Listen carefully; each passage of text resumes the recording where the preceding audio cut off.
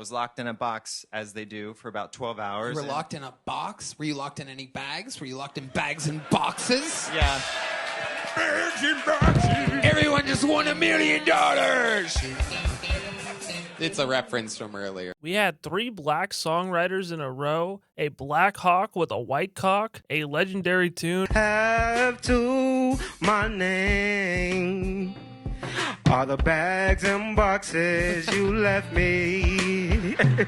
And just overall great bucket pulls during Kill Tony episode number 727. On the panel we had Joe Derosa and Tim Butterly, 2 comics that are going to just come on stage and try to make the show as funny as possible. Joe Derosa was on not that long ago, just a couple of weeks ago, and he comes out here and shines again. And Tim Butterly, he was on the show also not that long ago, I believe just a couple of months ago. He shined as well. When you have 2 guests on who are really, really funny, it also brings out the best of Tony Hinchcliffe as well. When Todd Royce came onto the stage, it seemed like Tony may have been in a bad mood, but he genuinely might just not like Todd Royce, because after that, Tony started laughing. He was in a good mood, and of course, singing the now classic tune, Bags and Boxes. You left me with bags and boxes. You left me. Hey!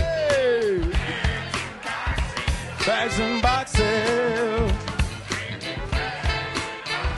So without further ado, ladies and gentlemen, let's dive into the sets from this episode, starting off with who I believe was the worst act of the night, and that is Ram B. Ram B was the second of 3 consecutive black guests. I don't know if we've ever seen that in the history of the show. You might have to put that in the record books. He opened up his set by asking if anyone was from Wisconsin while they were in Austin, Texas. So I was recently in Wisconsin. Anybody from Wisconsin in the house? All right.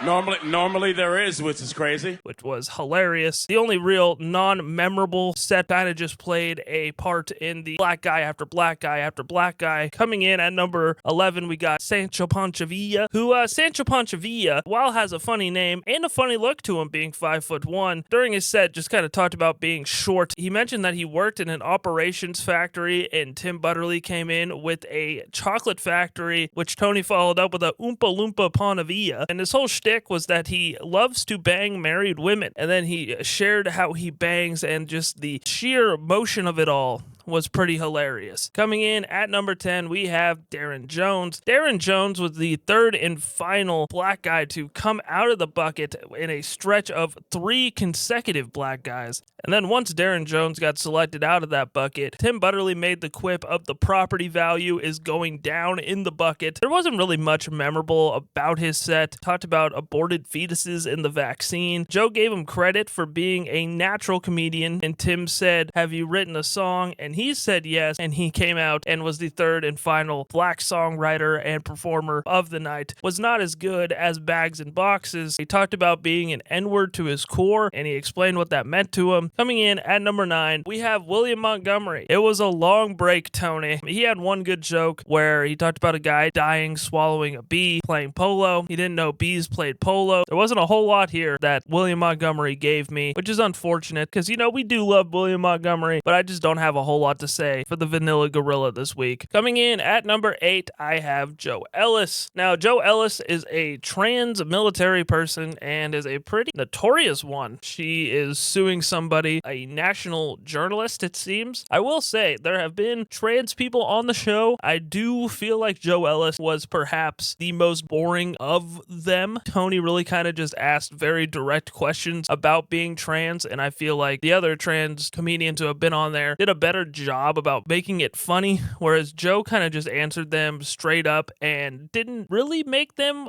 really funny. He still had a decent little showing. Talked about being fired from the military. The crowd cheered for that fact, which was pretty brutal. Tim said after his set was over, "It's a shame that the military let go a black hawk with a white cock." Her interview, she mentioned how in the military, in the training, she kind of discovered how she was trans. She was locked in a box, and while she was locked in a box, Tony said, "Oh, you were locked in a box? Were you also in a bag?" I was locked in a box, as they do, for about 12 hours. You were locked in a box? Were you locked in any bags? Were you locked in bags and boxes? Yeah. Bags and boxes! Everyone just won $1 million!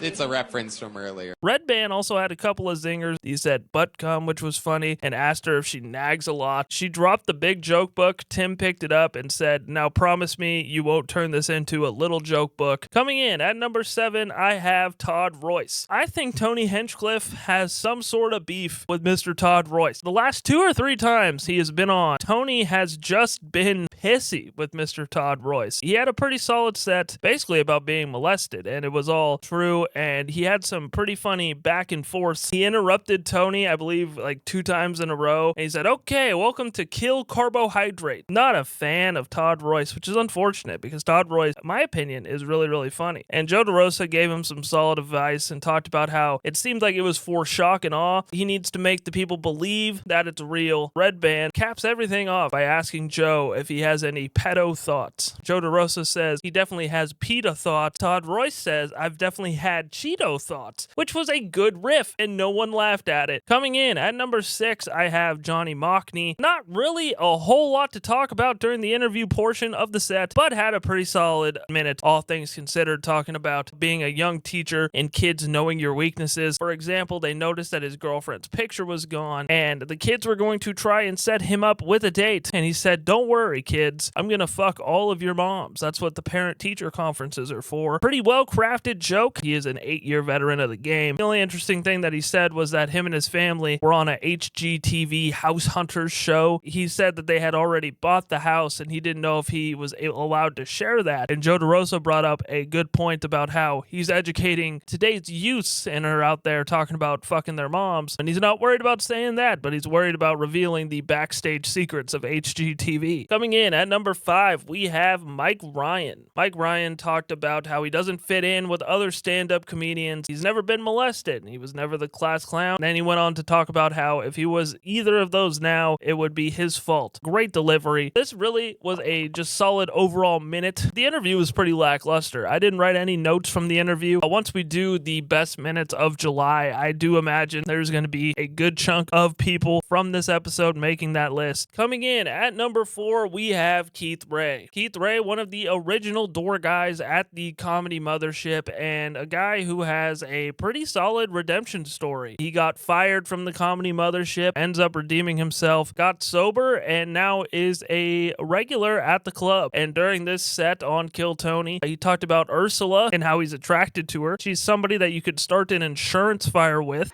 She's got them big old squid tits. Big old sack of mud titties, we call them back home. Kind of tit you can smack one tit and it'll roll out. Come back like the tide. Them big old sheet cake lunch lady jugs. Kind of titties got the brown stain on the bottom from dipping. He's a guy that I'm going to seek out more of because I liked his style of comedy. Coming in at number 3, I have Ceila Conteras, I believe is how you say her last name. She had a real solid minute. Talked about how she went hitchhiking recently and her family asked, what if you get raped or kidnapped? And she said, if I get raped or kidnapped, they deserve it. She's been doing it 9 years and you could really tell. And she also mentioned how she does tarot cards and gives palm readings. And she gave Tim Butterly a palm reading. Tim has a long lifeline and his love lines are all, fine and dandy. And he asked, does his love line say that his wife will suck his dick tonight? And then everybody was requesting she reads Redban's palm and she said, you might not live as long as you want to. She came on stage with a wristband and asked Tony could sign it and he said yes. A rare, sweet, nice moment from Tony Hinchcliffe. Joe DeRosa joked and said, that's how you make something drop in value. Tim Butterly said, now you're her emergency contact at a rehab facility. Coming in at number 2, a silver medal, I have Jay Legend. Now I think officially a legend of the show, or at least a legend of the week. He had a pretty solid set. His take on Taken as a girl dad now. They talked about Chicago for a little bit and Tony got a Bean reference in there. Tim Butterly said if you were in a Taken movie, it could be called Took. And then of course brought out the song Bags and Boxes, which at the time I think Tony didn't like, but I thought it was pretty good. pretty catchy. I have a low bar for what's entertaining for me. I mean, I review and listen to Kill Tony every week. So when I heard Bags and Boxes, I was tapping my feet pretty good. A real standout moment for Jay Legend. And coming in at number 1, perhaps the best newest golden ticket winner, I have Kansei Yasuda. And he talked about the difference of English Kansei and Japanese Kansei. The Japanese version of him is more of a pervert. His closing bit was the best when he said when he's having sex in Japanese, he says, I have work tomorrow. The ramen place that he frequents that his girlfriend works at blew up, and Tony read some reviews, most of which are people saying that their friend Kansei or their friend Tony sent them to this ramen place. He mentioned how his girlfriend is kind of getting noticed because she's the only half Filipino in the restaurant, and it's easy to notice her. And Tim said maybe for some people, which is hilarious because, yeah, I don't think I would just be able to pick a Filipino out in a sea of Asians either. That does it for the sets on the show. Once again, Joe and Tim, very solid guests for the show. Thank you guys for tuning in to another recap of Kill Tony. What'd you guys think of this week's episode? I want to know. Leave it in the comment section down below. Check out all the links down below if you guys are into reality TV. I have a second channel where I talk about Big Brother, Survivor, Traders, all that. And we'll have a new Trey and Treeb show later this month. Thank you guys so much for watching. Hope you have a great rest of your day. You left me alone and afraid, and you left me here to deal with this pain, and you left me with a pictureless frame, and all I have to my name are the bags and boxes you left me. Here to do this alone, and you left me. And what I thought was my home, and you left me.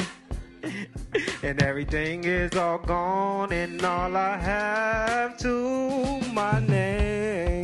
I love it.